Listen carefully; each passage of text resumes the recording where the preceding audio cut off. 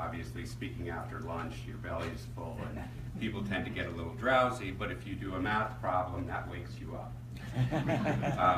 So I thought we would do a little math problem, and because I'm not good in math, I'll keep it very simple. So first, think of a one-digit number, any one-digit number. Multiply that number by 9. All right? You should have a two-digit number now. If you have a one-digit, just use 0 as the first digit. Add the two digits together. So if your number was 37, it would be 3 plus 7. Okay. Now subtract 5 from that number. Okay, you got your number? That number corresponds to a letter of the alphabet, A being 1, B 2, C 3, etc. Got your letter? Think of an animal that begins with that letter. Or I'm sorry, think of a country that begins with that letter. So think of a country that begins with the letter that corresponds to the number that you got. Everybody got their letter? Think of a country that begins with that letter.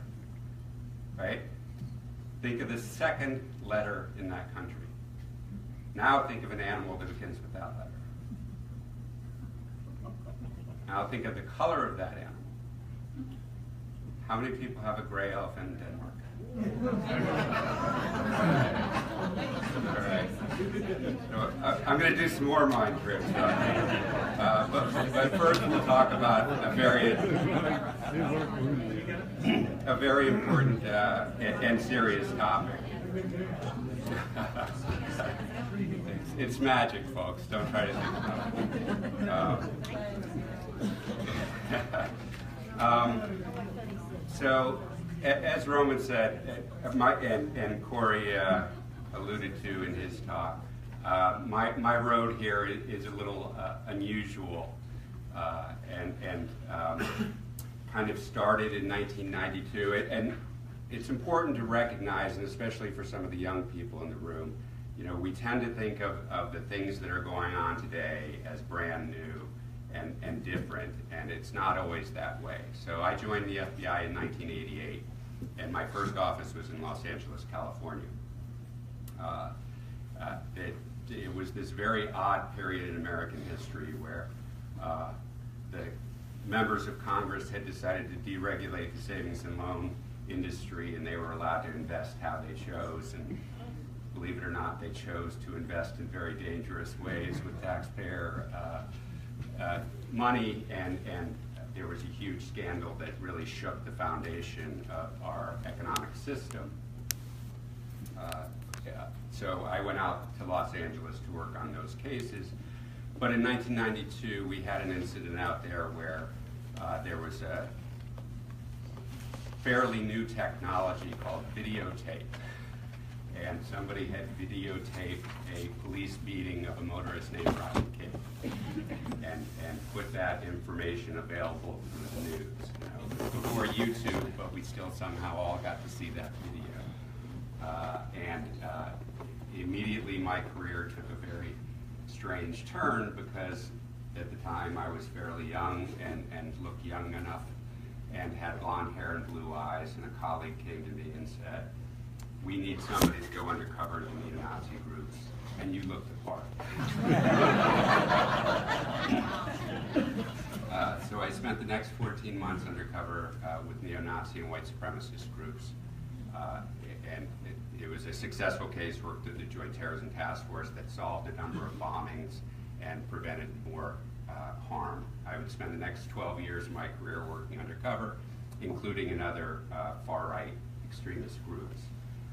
So imagine how strange the election has been for all of you, that, you know, here the two things that I know the best are the FBI and white supremacist groups, and they both have a major role in our presidential election.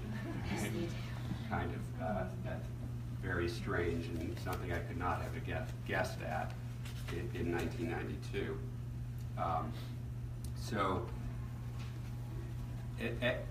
obviously this is a very interesting time, and I would be the last person to try to predict what will be the next thing to come out of the Trump administration. But I think that there are things that the Muslim community in particular needs to be concerned about, and obviously that the Muslim ban, the calls for Muslim registration, and the potential designation of the Muslim Brotherhood as a terrorist organization. But what I want us to remember is that these are not new things, right? This is something that's been around for a while. You might remember the National Security Exit and Entry Registration System under the Bush administration, NSEERS, right? This was a program that would require Muslims visiting the United States to register. You know, this is where the concept of a Muslim registry came from. TSA had specific rules requiring people to go through secondary inspection if they came from a number of index countries, right? This is the Muslim ban with these list of countries. This is all stuff that has been around for a while. Here in Ohio, there was an organization called the Kind Hearts. I don't know if you remember Kind Hearts, but it was one of the victims of the Bush administration's war on charities, right? Where using the powers given to the executive branch by Congress through a law called IEPA, they were allowed to designate certain groups, banned groups, and freeze their assets. And in fact, the law is so broad, you can have your asset, the federal government can come in and freeze the assets of your organization, even when it's only investigating you. And that was the case with Kind Hearts. Kind Hearts was never actually designated as a terrorist group because there was no evidence to do so. Instead, the federal government froze their assets, obviously put them out of business as a charity, and never actually proved they had done anything wrong. So the idea of designating the Muslim Brotherhood would have this similar chilling effect on Muslim civil society, and I think that will occur mostly overseas, right? The Muslim Brotherhood is not one organization, it's in multiple organizations in multiple countries that do different things, but has deep connections through in religious practice, in social work, in education, in government in some cases. So this has been part of the goal of the Islamophobic lobby that Corey talked about for some time, this idea that we take an organization like that and we designate it, because what that does is criminalize any association with it, right? So it's, you guys might know the game people play, 6 Degrees of Kevin Bacon, you know, where you try to figure out who was in a movie with Kevin Bacon and how they were connected, and you can basically connect all of Hollywood together. Well, that similar thing will work with this type of designation, because when you designate one group, and particularly a group that has existed as long as the Muslim Brotherhood and has been part of had an enormous role in civil society in a number of these countries, you can imagine the number of people that have ever associated with those groups would become criminal. And then anybody associating with them becomes criminal. And anyone associated with them becomes criminal. So it's a way that the government can suppress Muslim civil society. So that's a huge concern. And fortunately, there are a lot of terrorism researchers out there who are pushing back about this notion. So hopefully that's something that we won't see. Another things that we have seen, Corey talked about the Islamophobia lobby and how dangerous and disturbing their views are.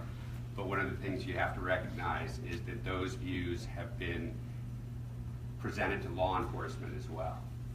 And when I was still with the ACLU in DC, we found through our Freedom of Information work that there were a lot of training programs the FBI was putting on that had adopted those Islamophobic viewpoints, that the FBI itself was presenting to their own agents and to the broader law enforcement community, that Islam was inherently dangerous, that Muslims were inherently violent and backward and needed to be treated as a suspect community. That started a review. There was a reporter who helped uncover a lot of this named Spencer Ackerman of Wired Magazine, and he found out this was prevalent not just in the FBI, but in Department of Justice, in DHS, in the Department of Defense. So we have a national security workforce. Our record showed, just because of the scope of our FOIA, between 2003 and 2011, this kind of training was going on. So you can imagine that for almost 10 years, the FBI has been training their young agents with this kind of material, how that is going to be persistent throughout the community. And you know, the FBI is just like the rest of society, just like our own communities, right? It's made up of individuals. The FBI doesn't think something. You know, there's a bunch of different people in the FBI. I mean, obviously the FBI has policies and it has leaders, but it's important to remember that these are all people, and some of them are struggling within the organization, like I was, trying to point out where these practices were problematic. So we don't want to throw the entire organization under the bus. Obviously, the FBI is responsible for civil rights, enforcing civil rights laws. They're responsible for enforcing hate crimes laws. And, you know, particularly in your communities, you should know the people who are doing that work and make sure that they're aware of all the situations that are happening, because it's easy. The FBI is still a small organization. It's only 14,000 agents. And that's around the country and around the world. So, you know, they really need the community letting them know when there are problems. But they also have another side of the FBI that does international terrorism work that unfortunately takes these attitudes that come from the Islamophobic lobby and just basic bias due to their unfamiliarity with the community to treat the community as uniform, treat them all as a monolith. This is one community that we look at, and where that, I think, is most prominent. The FBI has an ethnic and racial and ethnic mapping program, right? I mean, we hear the term racial profiling. Well, this is racial profiling on a community scale. Right? It started in 2006 under the Bush administration as a pilot project, but it went nationwide in 2009 under the Obama administration. Right? So for years now, the FBI has been using census data to map our communities, your community, by racial demographics. And, you know, the FBI, they aren't cartographers, right? They're not just drawing these maps so they look pretty on a wall, right? The reason why they want to know where particular communities live is because they're going to treat one community differently from the other community depending on which side of the line it's on. Interestingly, when we published the records that we recovered through FOIA about that, showing that the FBI was doing this, one of their spokespersons said to the media, well, this is no different than a local police officer sticking push pins in a map where a particular crime occurred to know where crime is happening in his neighborhoods. Right? Except, yeah, it is different. You're not putting a marker where a crime happened. You're putting a marker where a Muslim lives, where a black person lives, where a Latino lives, and we're dividing those neighborhoods by race so we can use our enforcement tactics in a dangerous way, right? So when we talk about with the anti-immigration enforcement efforts that are going on now, you know, how does ICE know what communities to go to?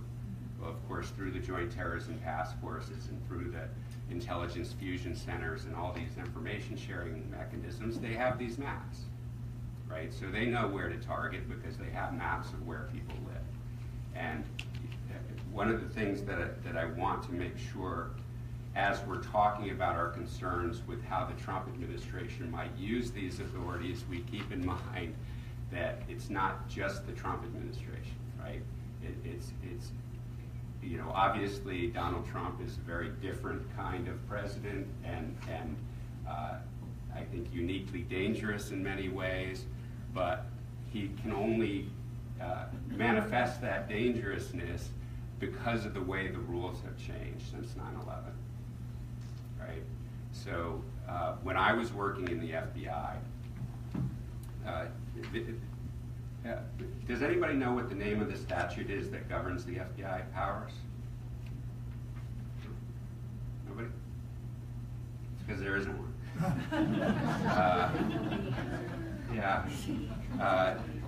So Congress has never actually delineated what the FBI's authorities are. There was an effort to, after the Church Committee uncovered J. Edgar Hoover's abuses, his COINTELPRO program, the way he was using his investigative authorities in a political way, right? To go after opponents of government policies, to go after people who he just individually disagreed with. So Congress started to work on a legislative charter that would limit the FBI's power. But the Department of Justice came forward with their own plan, or it's called the Attorney General Guidelines, and Edward Levy put together some rules that would limit the FBI, and those were the rules. Unfortunately, because it was done without a statute, every Attorney General can change them, and pretty much they do, right? So they were modified somewhat from the 1976 guidelines that Edward Levy originally introduced to the ones that I operated on in the 80s and 90s. But essentially what I was required to do as a criminal investigator is have a reasonable, articulable basis for believing the people I was investigating were involved in a criminal activity or would be, right? And that's really not a very high standard, right? I mean, FBI agents, like other law enforcers, wake up in the morning and they're suspicious, right? That's what their job is to be suspicious. And what I would tell the young agents that I worked with was, if you can't sit down with a paper and explain what crime you think this person is violating and why it's worth the taxpayers' investment in you to be investigating them, there are other bad people out there, right?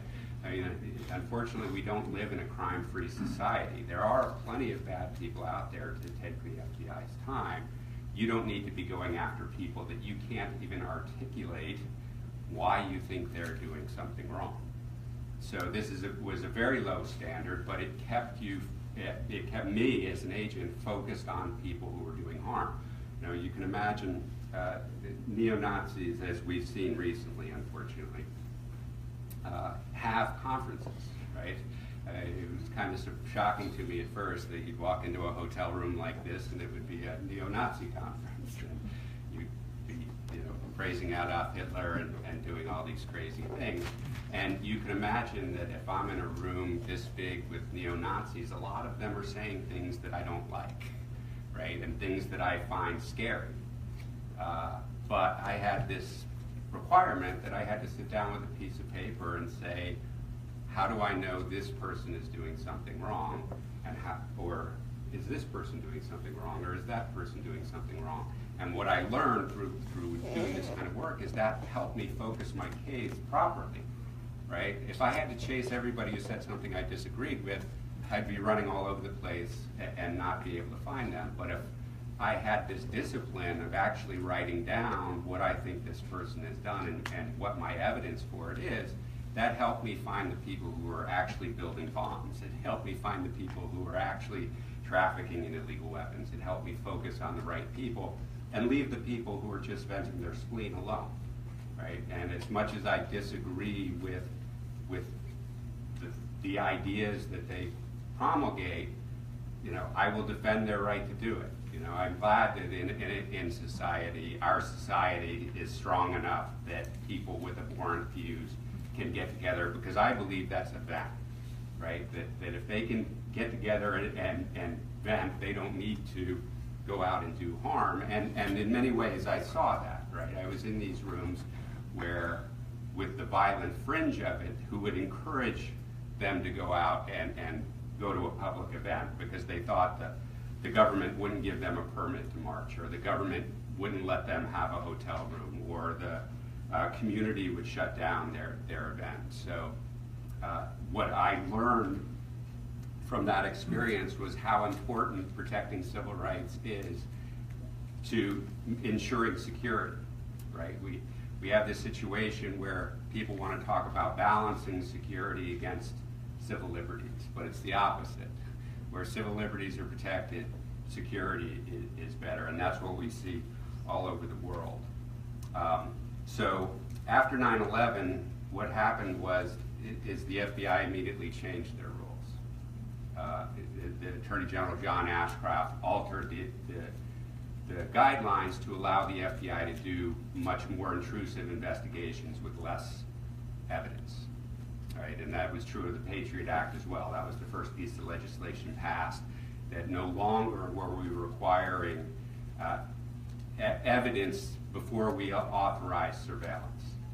So that's why we have these broad surveillance programs. That's why even when you're doing nothing wrong, you do have something to fear because the government is collecting your information. And what they ultimately do with it, you have no control over. And that's what we learned through the war on charities and the way these charities were being shut down when there was never evidence they were doing anything wrong. The rules were modified again in 2008 significantly. So the FBI today doesn't, it's astonishing. They created, these 2008 guidelines created a new form of investigation they call an assessment. So, reasonable articulation of your suspected crime used to be the standard. Anybody know what it is today? No factual predicate required. So the FBI doesn't need to suspect you to investigate you. And in fact, the FBI can investigate you to see if they can find something that they can hold over your head to pressure you to be an informant. Right? So only because they think you might be they could find some information to pressure you to be an informant, they can conduct an investigation of you. Right? So basically, the FBI today can investigate whoever they want. And obviously, what we've seen throughout history is that the populations who get targeted are the populations who are most vulnerable, right? So new immigrant communities, communities of color, any diverse community, whether it's religious or racial or ethnic, and political dissidents, right? People who are challenging the political status quo. But it's fascinating to me because I've been complaining about that for over 10 years now, about how these rules will allow the FBI to investigate people, mostly because I have a concern with these vulnerable communities who don't have a way to protect themselves from this. But after all these years of the FBI having this authority, imagine we end up in a place where the most powerful people in the world, two people running with their party's nominations to be president of the United States, are under multiple FBI investigations. Right? Think about that. That we have a system where the FBI can be collecting information about people running for our highest office. And then, of course, what happens with that is information leaks from one investigation or the other. Right? And that potentially can change the outcome of our elections. And that's a power, certainly we don't want Donald Trump having, but that's a power President Obama never should have had, President Bush never should have had, right? And now we're in this odd situation where the most powerful person in the world, Donald Trump, is watching his administration get dismantled by leaks from FBI investigations, right?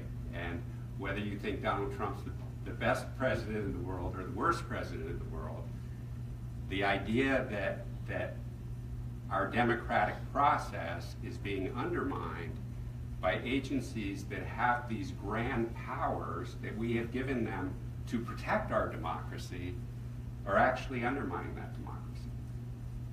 And how do we go about getting those powers back, right? I mean, do we want a situation where anybody in Congress or anybody in the administration who now starts challenging the FBI's authorities has secret information leaked about them. And, you know, what, again, you know, these aren't people I agree with on anything. You know, you look at the National Security Advisor, Michael Flynn, you know, somebody who has said horrible things about the Muslim community, and I thought was a very dangerous pick to be National Security Advisor. I have as much disagreement with him as I did the groups that I worked undercover against. But what did he do wrong? He lost his job. What did he do wrong? I don't know. None of us know, right? All we know is there was some information leaked that required him to lose his job. Now, it very well may be that if the investigation came out, there's good reason for that. But that's not what's happening. We're in a situation where these agencies are so powerful, they can decide based on what they withhold and what they leak. You know, you look at the conduct of FBI Director James Comey during the election, where he violated long-standing Justice Department policies not to discuss FBI investigations publicly, not to say anything publicly about the results of an FBI investigation that has not resulted in an indictment, violates those. And you know, there are many of his supporters out there who will give you any number of good reasons why he did that. But at the same time, the FBI was investigating the Donald Trump campaign. So why is it we only got detailed criticism of one campaign and not the other, right? And again, this creates this situation where we can't be sure, number one, whether any of the information we get is correct, right? Because it's not like you know, what's supposed to work in our system, where the government makes an allegation through an indictment.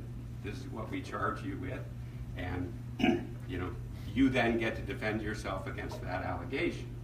And keep in mind that when the founders and the people who drafted the conversation, or the Constitution, sat down to write a Bill of Rights, half of those amendments were to restrict the government's police powers, because they knew that is how governments can most drastically affect Americans' liberty. But now that the FBI and the other intelligence agencies have claimed this other intelligence gathering authority and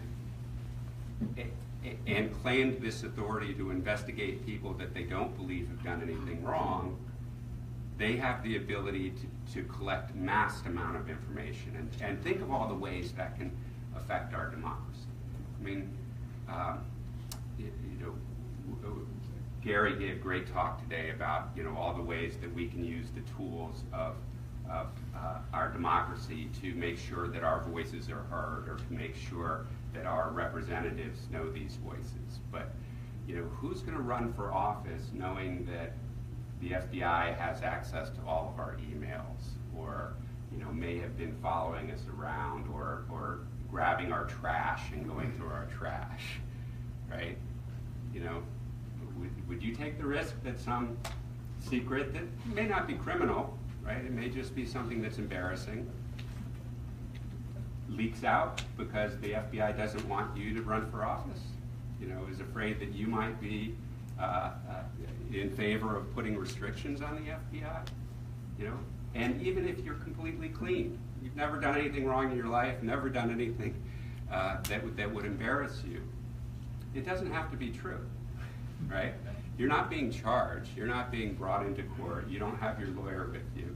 This is just evidence that's leaking out, that is appearing in newspapers, that comes from senior intelligence officials or some other unnamed officials. So, you know, this is a very, very dangerous place we are in our democracy. And, you know, what I want you all to keep in mind is that it's not just, you know, if you have concerns, as many of us do, with the policies this president is implementing, you know, it's not just this president. You know, I've heard people say impeach Trump. You know, great, go out and say that. But keep in mind, until we change these rules, we're not going to get our democracy back. And we have to focus on what are the rules that are allowing these powers to be abused, and how do we get them back in control.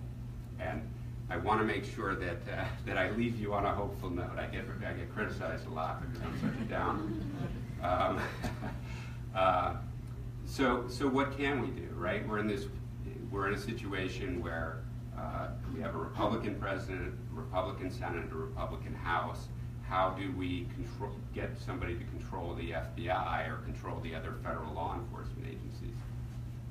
And what I will leave you with is that we have a federal system in the United States.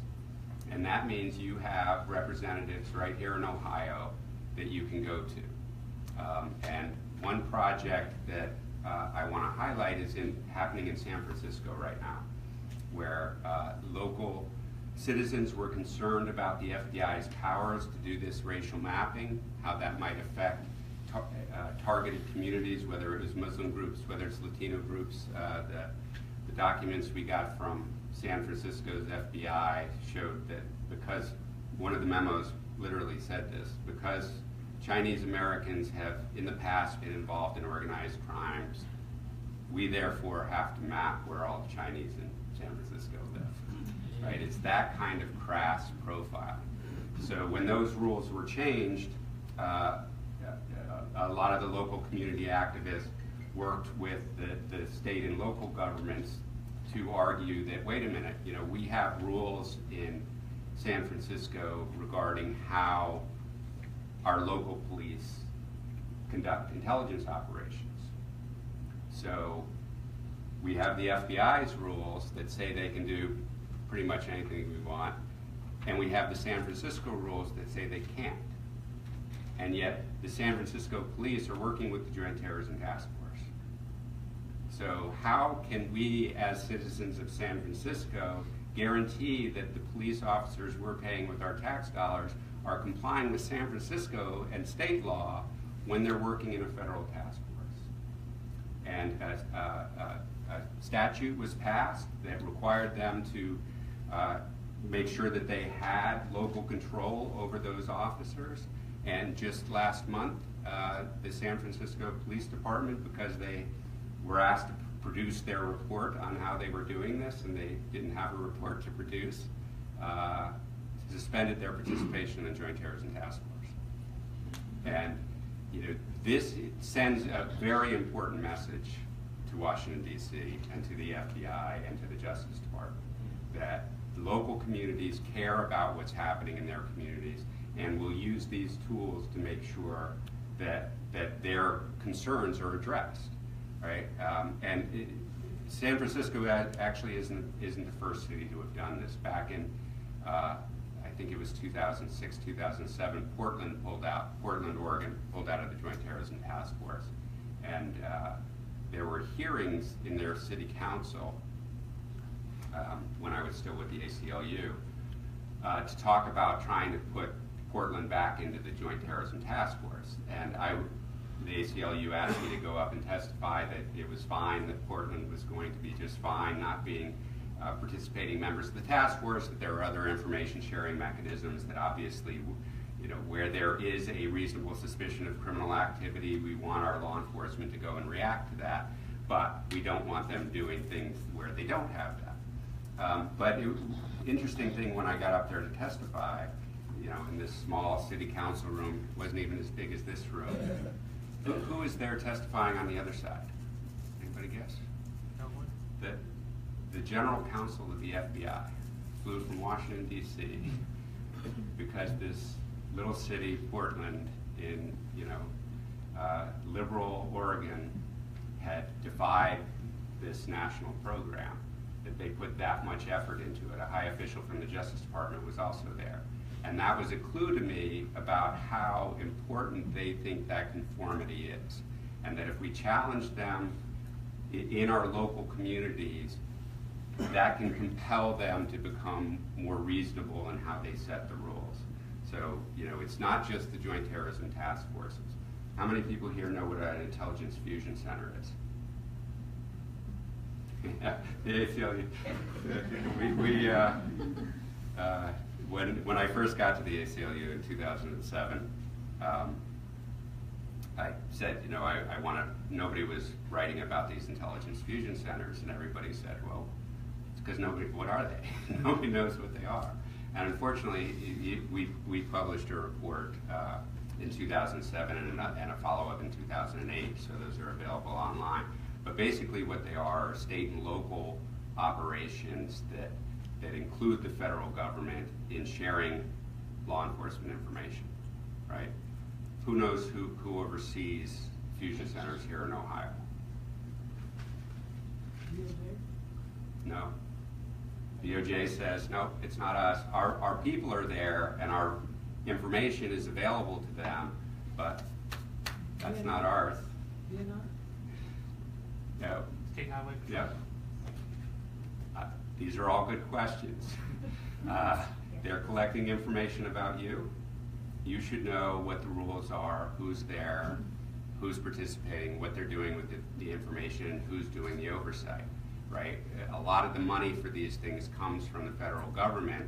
So when we went and talked to the state legislatures about this, they said, what tools do we have, right? This is federal money coming in, creating these centers. We don't have any oversight because we don't control their funds. So, you know, to have that kind of police intelligence activity going on without clear guidelines and without strong oversight is a recipe for disaster. And, you know, that is something that I would encourage you to include in this. You know, how do you start demanding that your local representatives know what these rules are and do their job in addressing your concerns? So, you know, I think this is something where it's almost the opposite of the civil rights era, right? What we had there is recalcitrant state governments who are refusing to comply with the law. Here we have a federal government that is exceeding the bounds of the law, and we can use our state government representatives and our tools of democracy right here at home to start limiting their ability to do that. And I think that's the best way to do it, and that builds community the way that we talked about it in the previous discussions, and is a great way to start working on federal programs right here at home by working through your federal agents or your local agencies. So I want to open it up for questions. Go ahead in the back. I have a question, but I want to know what is the status of the CVE program? Is it active? How far are they? And what is the surface of it? I know they rolled it out in 5 cities as pilot project. I'm not sure if it's nationalized or not. Right. That's the first. The second one is the CNI office, with the Director of National Intelligence Office, still nobody knows what the mission statement is for them. They've been running around. Third group question is, how would the threat of suspension of federal funding to sanctuary cities going to affect us? Great questions. So does everybody here know what CVE is, Countering Violent Extremism? No? So this is a program, it's actually been around for a while. It was started as counter-radicalization, right? This is, again, comes from the Islamophobic materials. They presented this very easy path, you know, 4-step path to becoming a terrorist. And, you know, according to the FBI's report in 2006, the first step to the path was converting to Islam. And it ended with being a terrorist. And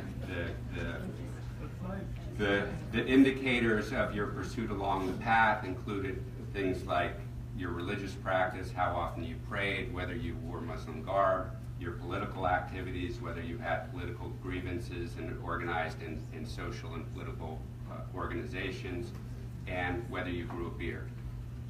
And if you grew a beard, you were dangerous, but if you shave your beard, you're even more dangerous.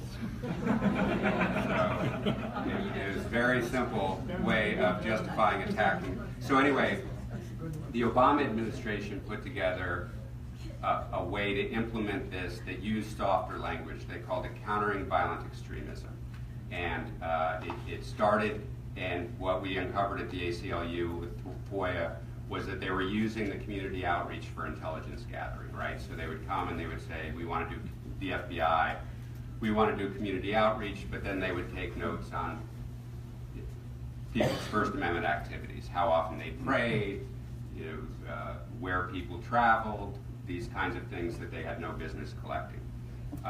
So they came out with the pilot program to divorce themselves from that history, right? So they said, oh, no, this is a new pilot program that we're going to do. It has nothing to do with that where we use these for spying. We're not going to be spying with this new program. But it called itself Countering Violent Extremism. It didn't have a direct focus on Islam, but it only was directed toward Muslim communities. So it reinforced these Islamophobic themes Corey talked about and continued to stigmatize and divide the community. Part of the way they did it was by offering groups money, right? So to participate, we'll reward you with money for social programs if you participate in the program, even though the program is being run by the FBI, Department of Homeland Security, and the U.S. Attorney's Office, federal prosecutors. So this was a law enforcement program that they tried to make nice by having money for social services, but it was something that the law enforcement was supposed to do. So CAIR, ACLU, Brennan Center, we all worked together to resist those programs. And the funding for this new stream of money was just put out at the end, in December, at the end of the Obama administration. When Donald Trump came in, he said, I'm going to change the name of this to make it very clear this is about targeting Muslim groups. So he was going to change it from countering violent extremism to countering radical Islam. And, clearly I have concerns with the way somebody who has said the types of things that Donald Trump and his administration have said about Islam would use a program like this, but they're the same concerns I had about the Obama administration using this program. To the extent that the pretense is gone, the veneer of we're going to use this to target all violent extremism, even though we only go to mosques and Muslim communities, at least we know what it is. We can call it what it is, and then we can unite in opposition to it. It's a very dangerous concept, and it all, for me as a counterterrorist, as somebody who does know that there are bad people out there and does know that it's very important that we empower our police officers to go after bad people. What I know is giving those officers bad information is not going to be helpful, right? So this idea that there's a simple 4-step path to being a terrorist and that there are indicators that we can spot. I mean, if there are indicators we can spot, how come the FBI wasn't able to identify Tamerlan Tsarnaev as a terrorist when they investigated him for 90 days, right? How come they weren't able to spot Omar Mateen when they investigated him for 10 months? How come they weren't able to identify Nidal Hassan when they investigated him for the better part of a year, right? It's because, unfortunately, there are no clues, right? This is a very rare behavior. It's very difficult to focus in on the bad guys unless you're actually looking at true indicators. When I went undercover against neo-Nazis, what I was looking for was people who had illegal weapons, people who were manufacturing explosive devices, people who were conspiring to attack synagogues and other individuals who they disagreed with, right? That's something law enforcement should focus on, not this idea that there are videos you shouldn't see or websites you shouldn't go to. Right? That's a bad way of looking at it. Unfortunately, this program is based on that flawed model, so it can never be successful. Even if we erased all the civil rights violations that occur from this, it's just a flawed model that would never work. So it's not a security tactic. much like the Muslim ban, right? I mean, I think it's great that the courts have looked at this and said, show us the data, the scientific evidence that shows us these countries are a problem. And what we've seen now is they couldn't come up with any, right? And I don't know if you've seen, but Department of Homeland Security reports that Donald Trump ordered have come out saying, no, these countries don't present an extreme threat based on the evidence. So if we're using evidence, we can focus better. When we're ignoring evidence, that's where we get in trouble. You know, how come, like, you know, the statistical reports come from the FBI shows that, like, you know, less than 6% of the terrorist acts are done by people who have Islam as a religion, and the rest 94 are non-Muslim, and the FBI themselves do the Islamophobia. So how come, like, you know, they know the truth and they act in truth? So that's a very complex issue. And in case people didn't hear, she asked, you know, why is it that with the evidence that Muslims are not the largest domestic terrorism threat, that there's so much Islamophobia both in the FBI and out. And, you know, I think this does go to a lot of what Corey talked about with the confirmation biases and just human biases, right? I mean, we're all a little suspicious of strangers, people whose cultural habits are unfamiliar to us, people who don't look like us, or people that we know. You know, this is kind of a perfect storm of human biases, right? I mean, we have this natural xenophobia, you know, fear of foreigners. We have natural inherent biases, and we had this horrible terrorist attack. So, you know, it's hard to untangle all those things, but the way you do that is through education. And unfortunately, rather than bringing in people who actually know what they're talking about, the FBI brought in these Islamophobic groups to do that education. And what they taught them is driving these bad policies that continue to harm not just the Muslim community, but every community. Because once you're able to scapegoat one community for one problem, that then mirrors itself elsewhere, right? I mean, you may have heard this term, the alt-right, right? This new community, and basically, you know, and people have come to me saying, you know, aren't these all just Nazis? And yeah, there are Nazis there. There are a lot of Nazis there. But they don't need you to be Nazis, right? I mean, if you think the problems in the world are because Jews are evil and that's the source of the problem, you're welcome. If you're here because you think terrorism is a big problem and Muslims are the source of that problem, you're welcome. If you're here because you think immigration is the big problem and that's a Latino problem, Latinos to blame for it, you're welcome. If you think the problems in society are because women have too many rights, come on in, right? It's sort of this unifying center where they can all express this very distorted view of how problems are created in society and who's to blame for them. And that kind of scapegoating is something authoritarians have done for generations, right? This is no new technique. This is something that we've seen in many other cases. And, you know, I think Corey is right that the way we defeat that is by uniting. So whenever they target any one of these groups, we all have to be there. Are the Second Amendment folks, I won't name organizations, but in any way running interference on keeping law enforcement from looking for real crimes involving weapons rather than and shifting the focus to cultural, social indicators? I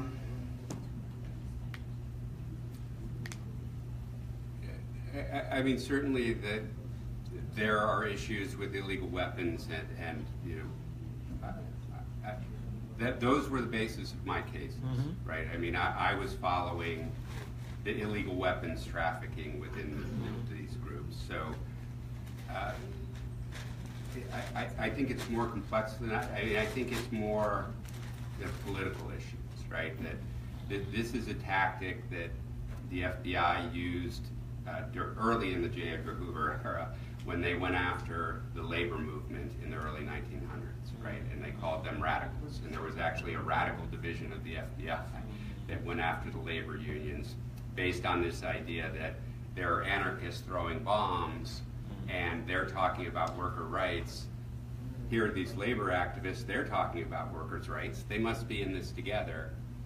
It's talking about labor rights that's dangerous. And of course, when you're big business, yeah, talking about labor rights is dangerous to your bottom line, but it's not a security issue, and it's being treated as a security issue.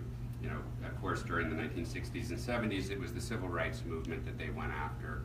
You know, now it's just different kind of political movements. But if you look at the way the FBI, Muslims are certainly the Muslim communities are the tip of the spear where the FBI is exercising its authorities most aggressively. But look at the way environmental activists have been treated by the FBI. You know, they're using a lot of the same tactics. Why? Because they're challenging the same economic policies. You know, so this is really, again, using the investigative powers we give to the FBI to protect us from criminals are instead being used for political purposes. That's what happened in the early 1900s with the FBI. That's what happened during the civil rights movement with the FBI. It's no different today. Yeah. Two things came out this week that I think will probably have impact on the ban. The first was the president's speech. He said one thing that got a universal groan from the audience when he said voice, and I can't remember what that stands for. Right. So I'm wondering what you think about that. And secondly, Rachel Maddow 2 nights ago, she showed a document. She said, I think credibly, came from the Homeland Security that was approved by several other national security organizations, stating that there is no factual evidence that, the vast majority of extremists were radicalized sometime after entering the United States. Therefore, a ban would serve no practical purpose in preventing it. Right. There are actually 2 DHS reports that have leaked, both coming to the same conclusion, that the idea of selecting these 7 nations to have any kind of greater restrictions doesn't have any basis in the data about terrorism. So is that likely to impact his next iteration of the ban? I think it will, and I think that has something to do with why there's been a delay, right? I mean, one of the things that I think it was the Ninth Circuit who said, you know, we asked the government to give us the explanation for how this enhances security, and they gave us nothing. So it's hard for us to merit their argument that this is a security measure. And this is where it's different from NSEERS, right? I mean, and this is, I think, a key element to remember, right? NSEERS was every bit as damaging to the Muslim community, but it was presented from the very beginning as a security measure, not as a measure targeting Muslims per se, even though it did target Muslims per se, right?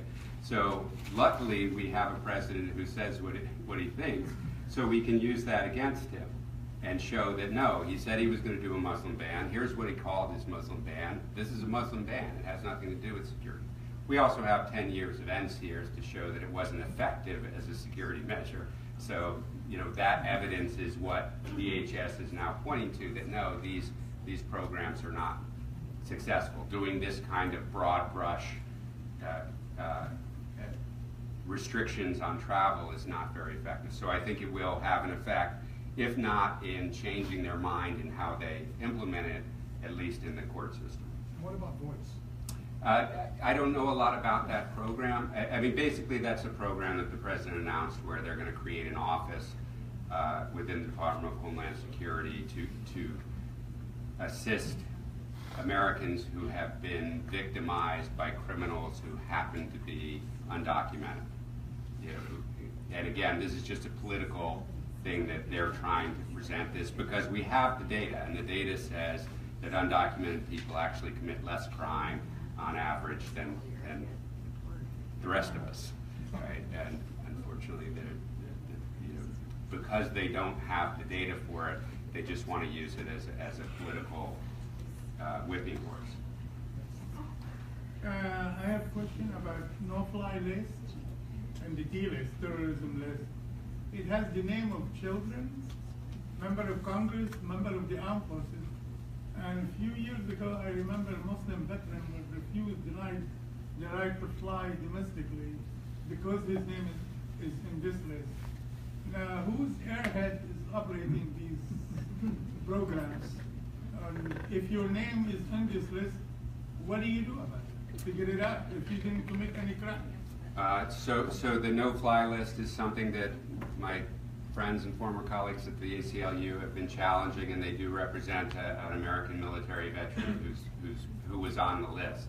And he wasn't on the list just because his name was mistaken for somebody. They actually put him on the list, as with a number of other Americans who have never been charged with a crime, who've never, well, he's not in the service anymore. Oh, I see. So that's long-standing been a problem. Typically what we see in situations like this where the government is trying to scare people, the list gets a lot bigger. At one point it was well over 1 million people. You know, nobody in the world thinks there are 1 million terrorists out there. So what these people are doing on the list. And it was interesting because with police officers, right, they pull somebody over, they get a hit that this person's on the list. They call and say, what do we do with them? 9 times out of 10, it's let them go. Well, what's the point of having them on a list, right? If they're just allowed to go around, you know, it makes no sense, you know. And then what you have to understand about this is that it generates so much work for nothing, right? So we have this new authority, this assessment authority. In the first 2 years that the FBI had this authority, they did 80,000 assessments, right? 14,000 FBI agents in 2 years did 80,000 assessments, and half of those are management, half of those are, you know. So think of that workload where you're investigating people who you have no reason to believe have done anything wrong, right? There are thousands of other investigations of people who we have a reasonable basis, but 80,000 investigations of people we don't even suspect of wrongdoing. So in Boston in 2011, when the Boston FBI investigated Tamerlan Tsarnaev based on a warning from Russia that he was going to go to Russia and join a terrorist group, the FBI investigated him under this assessment authority for 90 days. That was one of 1,000 assessments the Boston Joint Terrorism Task Force did that year.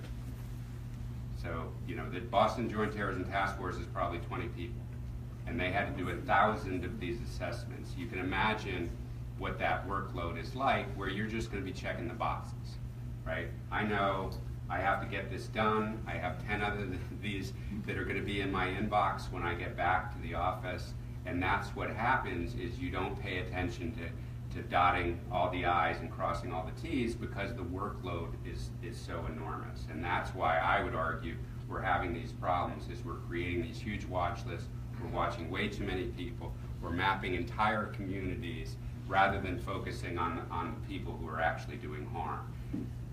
Given, in the United States today, we have a homicide rate that's at historic lows, right? Way down from the 1980s and 90s when I was an FBI agent, right? Far too many still, but way down. As the homicide rate in the United States has gone down, you know what else has gone down? The homicide solve rate. Now think about that. There are fewer murders, but fewer are getting solved. Right? In the United States today, half the violent crime that occurs in the United States goes unsolved. That includes more than 1/3 of the murders go unsolved. 15,000 homicides in the U.S. each year. 3,500 or more of them go unsolved.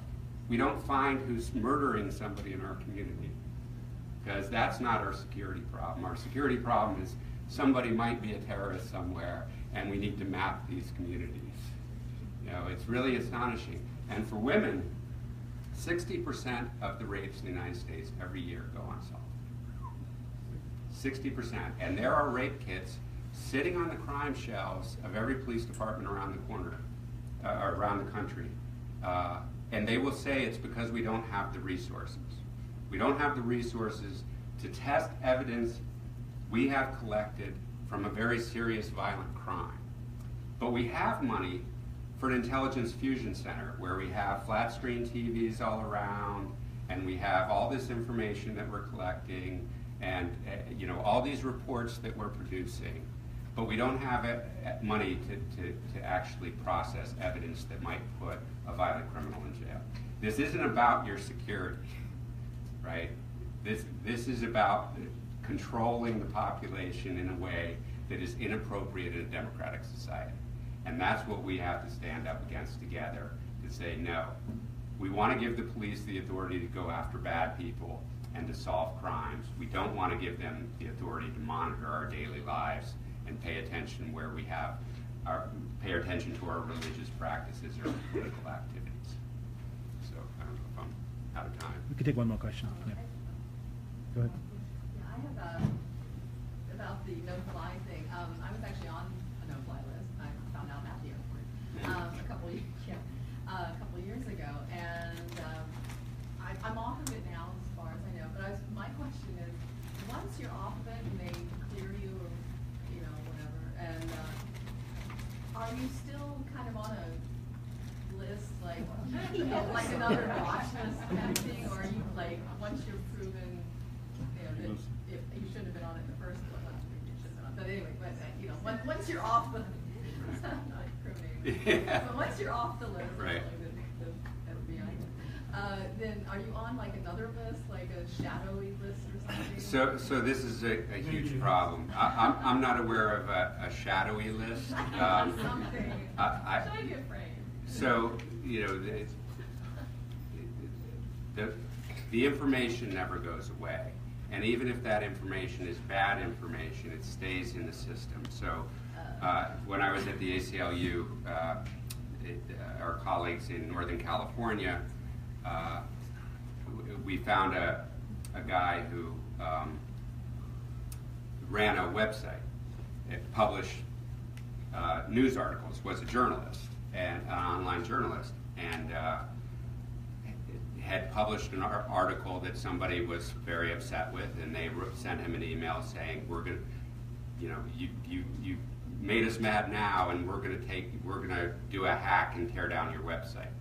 And so he was worried, and what do? I called the FBI, and they said, "Well, you know, sometimes we'll do something, sometimes we won't. Why don't you go ahead and send us what he sent you, and we can decide whether this is something we'll investigate or not." So he forwards the email with a nice email saying, "Okay, here's the email I received, let me know what you want me to do." So we got the documents later because we found out he had been under investigation, where whoever received that email said, "This guy is threatening to shut down the FBI's website." Oh. Right? So from then on, anytime he published an article that some FBI agent or analyst somewhere in the country got mad about, they would say, "Who does this guy think he is?" And they would type in, "Oh, this is a guy who threatened the FBI." And they would start a new investigation before they'd actually read what it was, and it was very clear right away, no, this is nothing. So we had his records over the course of about 10 years, where you would see this sort of ramp up, because of what he wrote on his website, ramp up of investigative activity, before you could see somebody saying, "Oh, no, this is all much ado about nothing," and it would go away. And, you know, it would be, "No, we're not going to do any investigation. This is a legitimate journalist. You know, this is fine. Close it down." 6 months later, "You wouldn't believe the article this guy wrote, and when I did the analysis, he threatened to shut down the FBI." You know, so unfortunately, you know, these agencies and these intelligence centers bandy about in fake news all the time. And unfortunately, it's worse than just what's bandying about on the internet, because they can actually do harm to you and put you on a list or target you for surveillance, or steal the garbage from your curb to see what they can go through to find some embarrassing thing that they can pressure you into becoming an enforcer.